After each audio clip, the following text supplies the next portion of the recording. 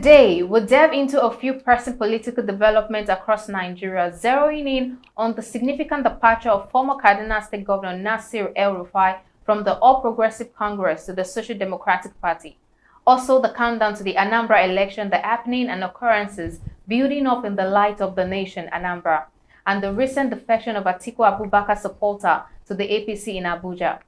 Welcome, this is Viewpoint. Join us shortly as we'll be looking into the developments surrounding Nasir El-Rufai's party switch, the upcoming Anambra elections, and the defection in Abuja illustrate the dynamic nature of our political environment. I'm Olaitan Baba today, and with me, as always, is Odiawa here. How are you doing today? I'm perfectly fine. Glad to be on the show again. Good to have you on the show. All right, we'll be right back.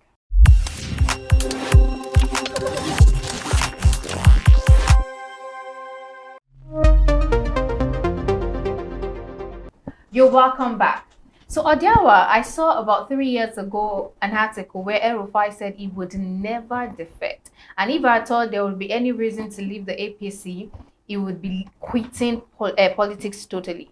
Now there's a news going around where he stated that he already defected to SDP. So I would like to know, how do you think this will affect political landscape in Nigeria, particularly in regard to loyalty to party? One thing is always or will always be key. Yeah. We should think about the future. Don't just make statements, comments, and remarks that will be regrettable in the future. Okay. And also, it will be a had I known when you find yourself in the future, looking at what you said or did in the past. That is what I feel or think maybe such remark now will be haunting or hounding El-Rufai if it is thrown to his face. Okay. Because there are politicians who have insulted other political parties which they will not decamp to.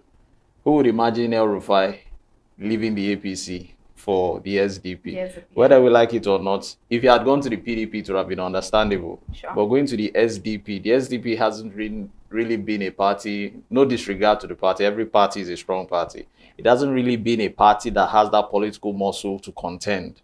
If you're talking about parties that are dominant in the country, nationally speaking, you're talking about the APC and the PDP, and then probably the Labour Party. But when you come to certain regions like the North, you're now talking about the APC and the NNPP.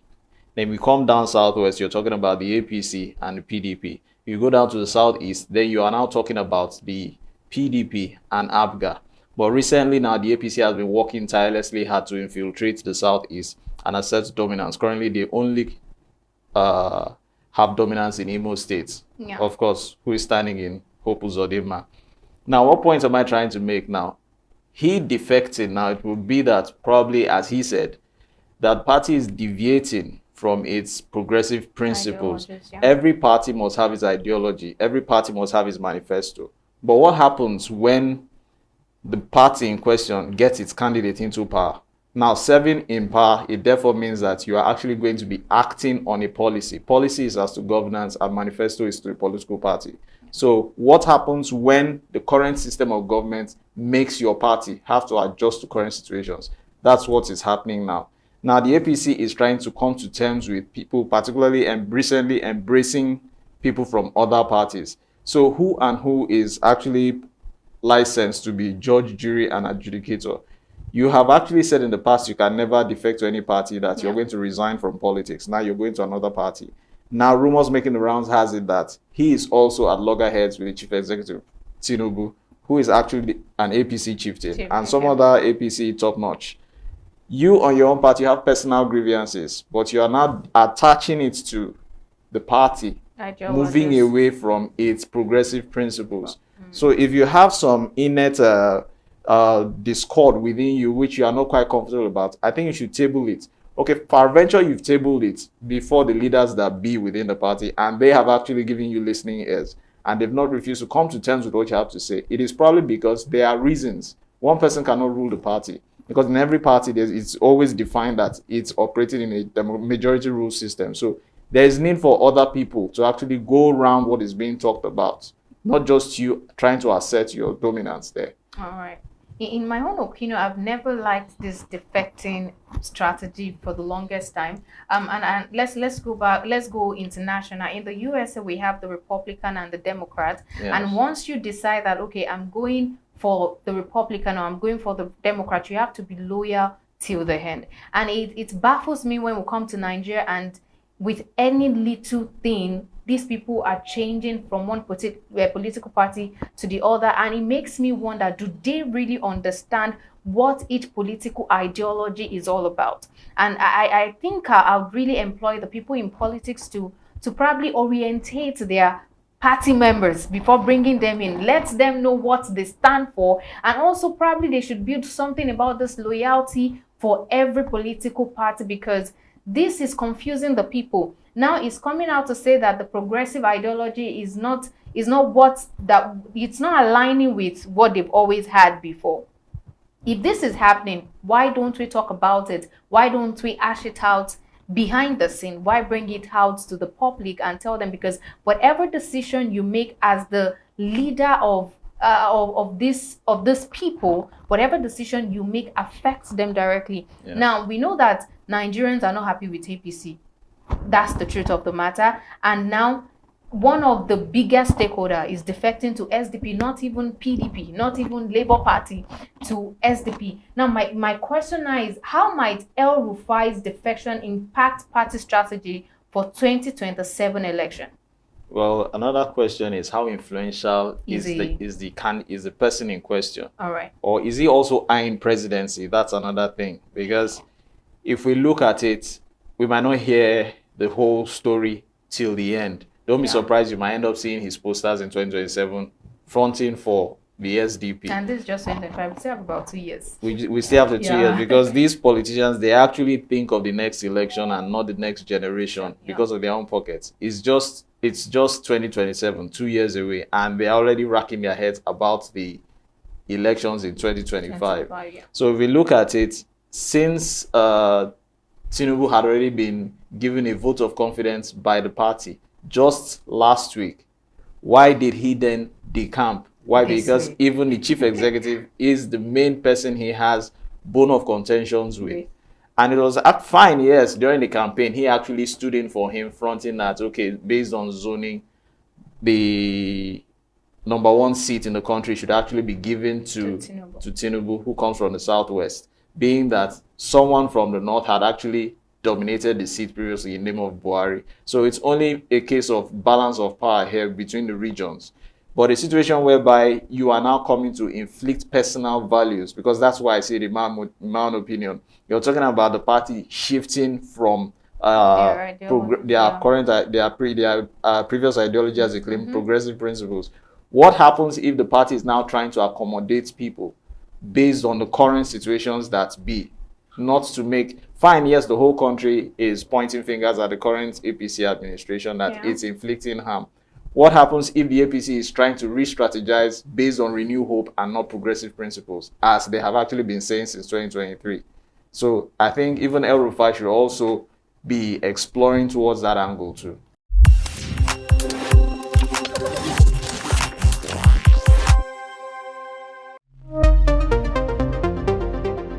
So there's a news going around that a PDP nomination form for November 8th election in Anambra State is on the high side. So I'd like to know, how will the high cost of the PDP nomination form impact candidate selection, party dynamics, and voter engagement in the upcoming election in November 8th?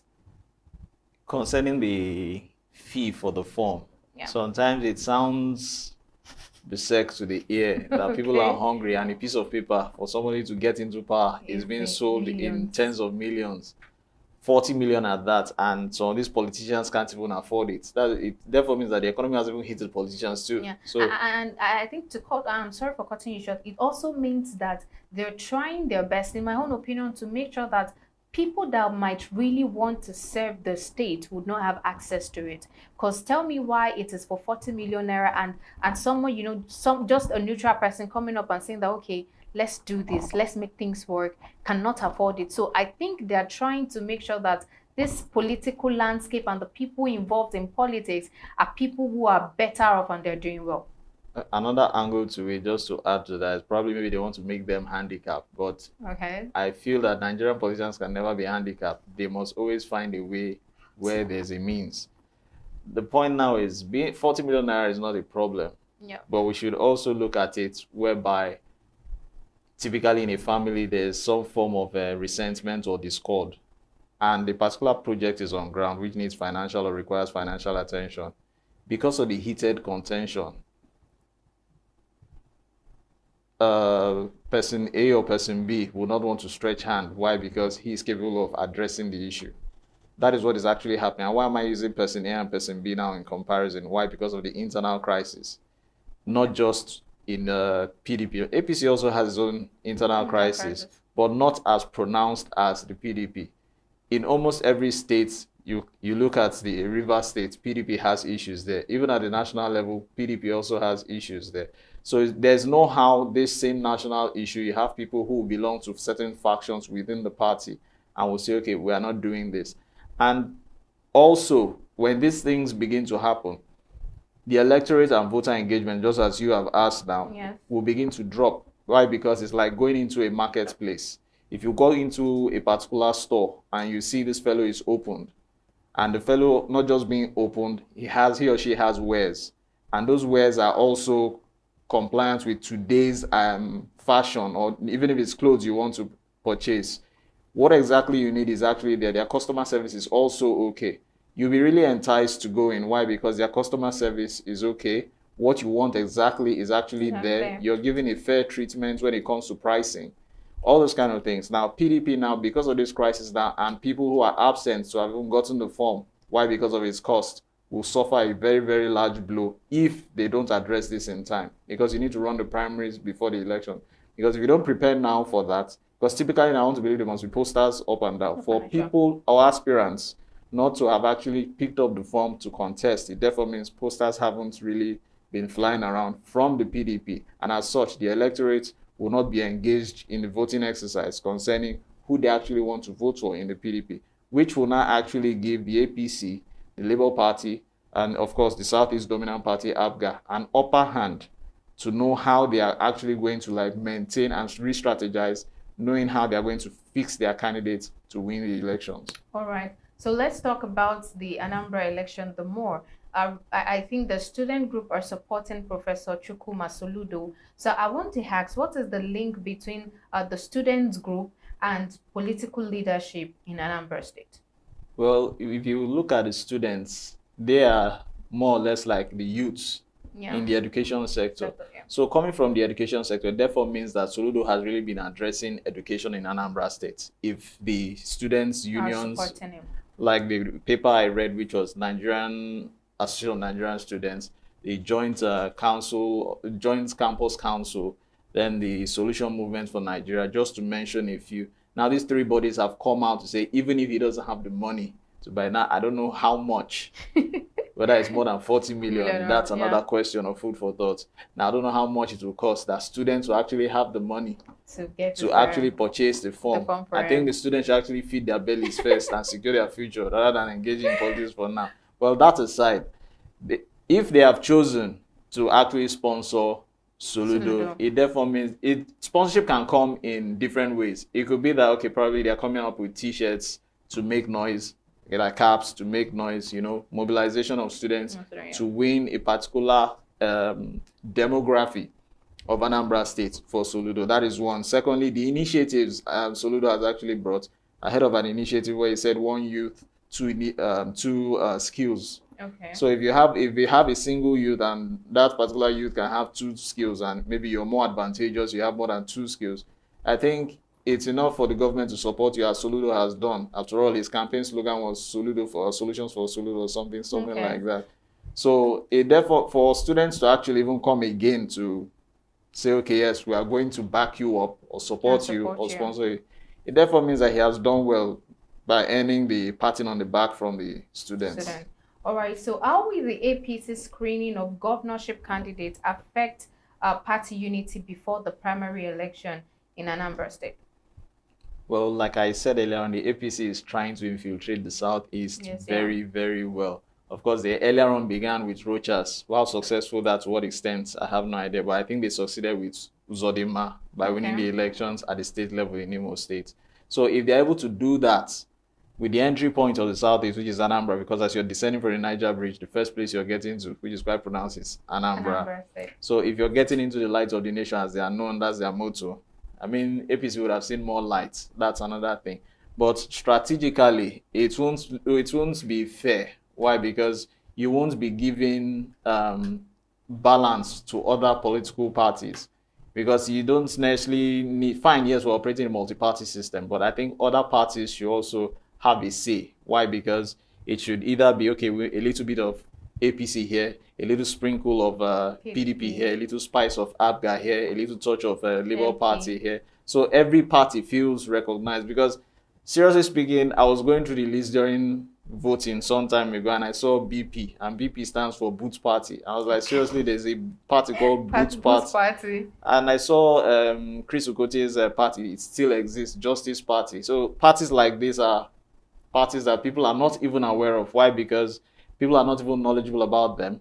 Sensitization has not been adequately done. Why? Because in Nigeria, it's a do or die affair. Why? Because if you don't have money, you don't have business with politics, or talk less, much more elections. So they try as much as possible to make sure that it's a few that get in there. So it seems maybe now APC has the muscle to actually take over. That's why it's seriously working hard. They just took over Edo State, which was a PDP state, and the recent contention now in Osun State, which is going on because of APC trying to dominate a PDP state.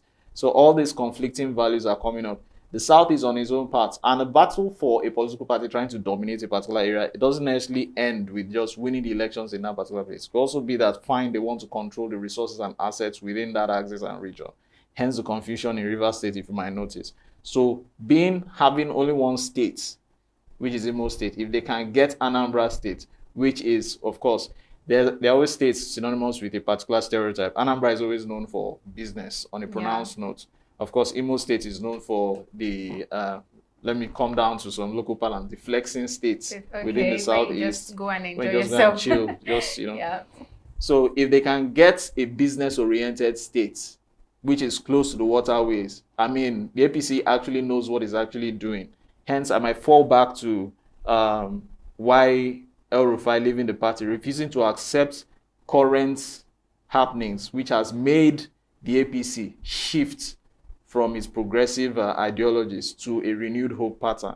Because if you're saying something is progressive, that means it's going on step by step. That's the way I can explain. But something that has a renewed hope is like maybe you're in a tunnel and you can see light at the end. At the end of the tunnel.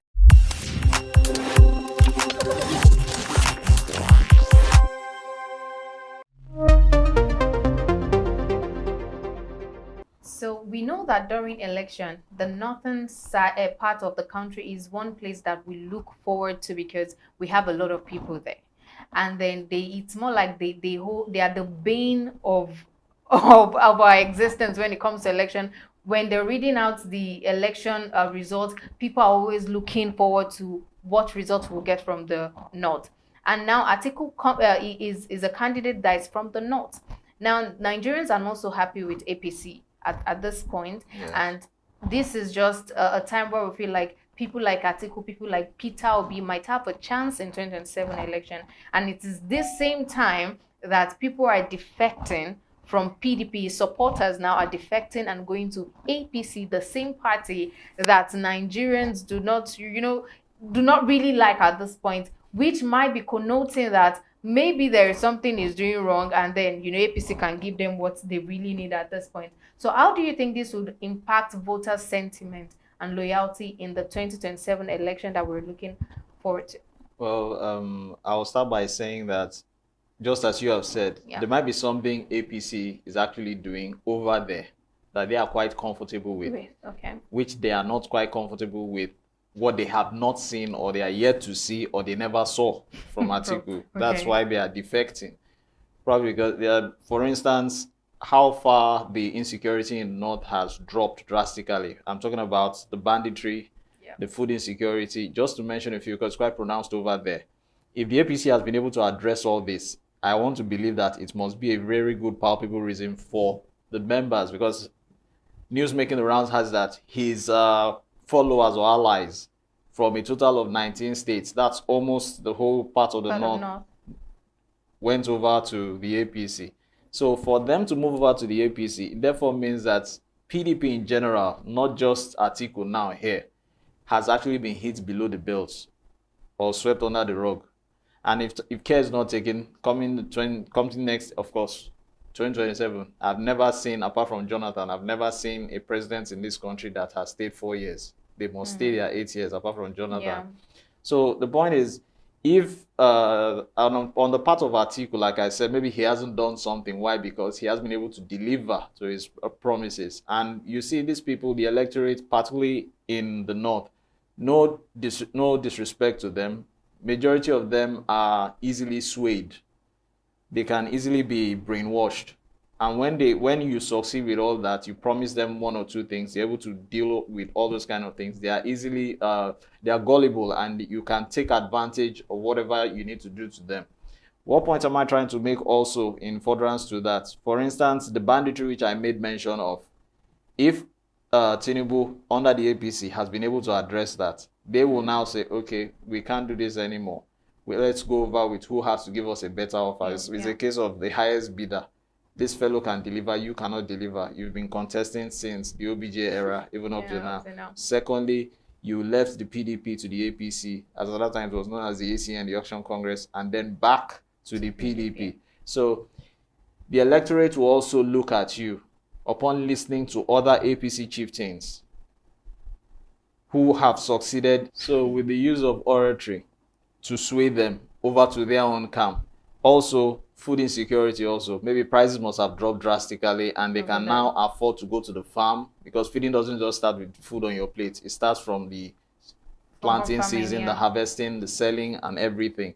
So if the APC has been able to address some key issues in the north, because we hear how the military, the Navy, the Air Force, the Army is actually succeeding in eliminating most of these bandits who are actually there, and they are gradually moving over to borders which we are sharing, countries which we are sharing borders with. So if we look at all those things, it would therefore mean that the APC supporters or allies of Atiku who have actually gone to the APC have major reasons why they've actually left Atiku. Okay, you know, to confirm what you've said, I think in the north, they you know, what really matters to them is their security, because they plant their food themselves. They work hard for their food and all that. So I think the major thing that the APC had done that would have made them, you know, that would have swayed them is the food security and the security in general against the bandits and all that is happening over there. So I think that is the major thing that they need there, and the APC President Bola Ahmed Tinubu has been able to do that. So I think that is also one of the reasons why they might be, you know, defecting. But on another note, the same people, particularly the political elite of the north, are actually against the Tinubu government because of the tax reform bills. So we want to know who exactly are, what sect of the northerners, not just exclusively only the supporters of Tinubu, because of Atiku rather, because supporters of Tinubu would definitely be influential figures, or like as it was called, put there, a big catch, because they've totally weakened him. If you're able to get the big shots who are the supporters of Atiku, you've totally won a particular constituent or a number of constituents within 19 states. And within those 19 states, there are so many local governments. And in those local governments, you have so many people. So that's another key thing, key aspect rather, one should be looking at. All right. So lastly, before I let you go, I'd like to know, how could the Northwest Development Commission and Tinubu... Who is even that one? Just banging door anyhow. Oh my God. Sorry about that. Who is calling you? One of your suitors. My suitors. I'm a married woman. Wait, how many husbands? 3. Say 3 rings now. Oh my God. All right. So before I let you go, I'd like to ask you this last question. This is the last one, actually. So how could the Northwest Development Commission and Tinubu's success change socio-economic issues and the future political alliance in the North? The Northwest Development Commission, looking at it, it was actually broken down. Of course, we have the South Development Commission and other regions also having theirs. It was formerly known as the NDDC before Tinubu decided to like break it down so that they could address the issues based on regional needs. Now, the Northwest Development Commission can actually, or based on political alignments, can actually do all this by winning them, saying that they don't necessarily need to go to the NDDC, which is a far cry. This one is closer home. So that, I would say, has been a step in the right direction for Tinubu. It's more or less like relating it to the local government autonomy instead of the local government being dependent on the state government. So the Northwest Development Commission is also another added advantage for the APC to actually let the people know that, okay, this government actually means business. It's an inclusive government. It takes the people or considers the people first. So falling back to El-Rufai, if he's not seeing these things as a northerner, it therefore means that there are some personal bias which is actually making him to cross carpet or defect, which you don't like. All right. Yes, definitely. I don't like it because I feel like there's no loyalty to the party you're involved with. So if you choose this party, stay with that party. It's not that hard. It's not that bad. Yeah. Thank you very much for your enlightenment, as always. Always coming with the political enlightenment. I'm happy to have you on the show again today. Always a pleasure. All right.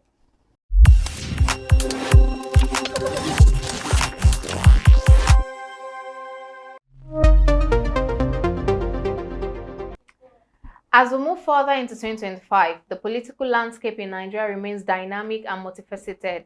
With the political happening on the horizon, the actions taken by the government, political parties, and citizens will significantly shape the nation's narrative. I've been your host, Olaitan Babatunde, and with me has been Odia Wahihai. Follow us on all our social media platforms at Veegil Media. Thank you for watching.